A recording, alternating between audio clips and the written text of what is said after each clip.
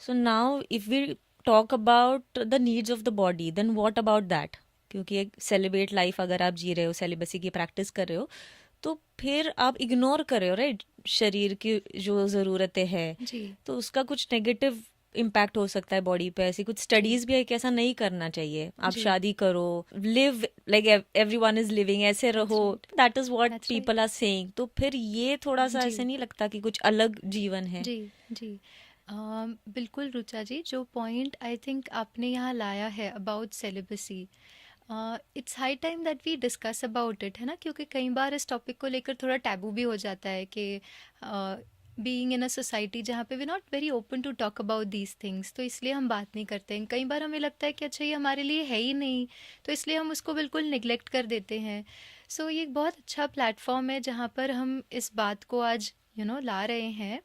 क्योंकि कोई भी चीज़ का जब हम लॉजिक समझते हैं तो फिर हम अगर डिसाइड करें कि हमें चाहिए या नहीं चाहिए, दैट्स अ बेटर अप्रोच।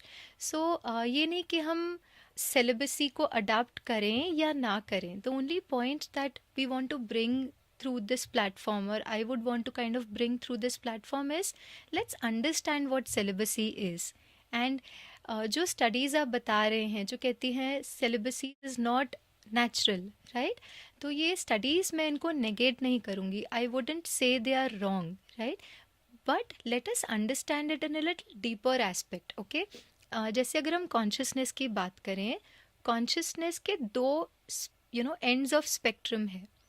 एक है बॉडी कॉन्शियसनेस, दूसरा है सोल कॉन्शियसनेस और बीइंग कॉन्शियसनेस, राइट।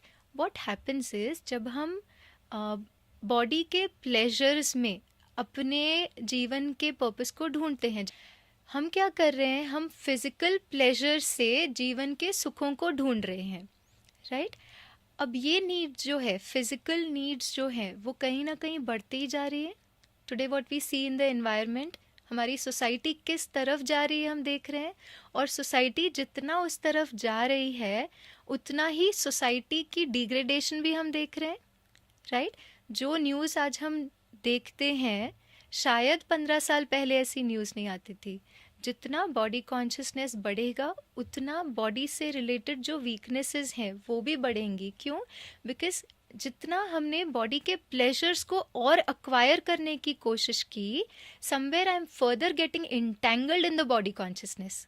वो और ही मेरे उस देह भान को, बॉडी के कॉन्शियसनेस को स्ट्रॉन्ग करते जा रहा है। और क्योंकि मैं बॉडी के कॉन्शियसनेस में इतनी ज़्यादा हूँ, तो वो आउटकम उसका ये है कि बाकी सारे वीकनेसेस भी आ जाते हैं। Insecurity, then fear of losing my people, that anger, frustration, जैसे ही कुछ खोने का डर होता है तो हम गुस्सा हो जाते हैं अगर कुछ छूटता है तो।